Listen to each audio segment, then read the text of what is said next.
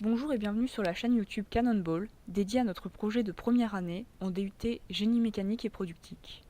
Notre groupe, les 3 Illuciens, est composé de 3 étudiants et nous avons pour but de créer un lanceur de balles de ping-pong que nous avons nommé Cannonball. Cette première vidéo est consacrée à la description du projet. Avant de vous présenter le cahier des charges que notre système doit respecter, je vais vous détailler le schéma des cibles à gauche. Sur cette image, la boîte noire symbolise notre lanceur, et les 9 chiffres symbolisent l'emplacement des 9 cibles possibles à atteindre.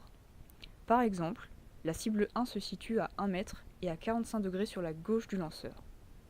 La cible 8 se situe en face du lanceur et à 1 mètre 50, et la cible 6 se trouve à 2 mètres et à 45 degrés sur la droite du lanceur. Passons aux détails de notre cahier des charges. Il contient des informations sur l'environnement extérieur de notre lanceur. En effet, les cibles sont des cercles de diamètre 250 mm.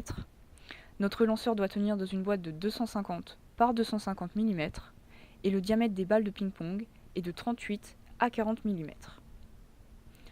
Ensuite, nous avons des contraintes de conception. Il faut armer et recharger manuellement le lanceur.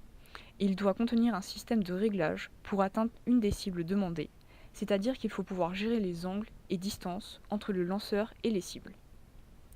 Enfin, du côté fabrication, le choix des matériaux est libre, mais le lanceur est à réaliser dans l'atelier de l'IUT. Voici le premier schéma de notre lanceur, surnommé Cannonball car il reprend la forme d'un canon.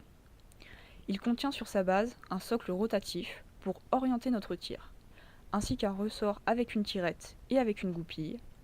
Cette goupille sert à gérer la distance du tir. Il y aura différents perçages sur la tirette.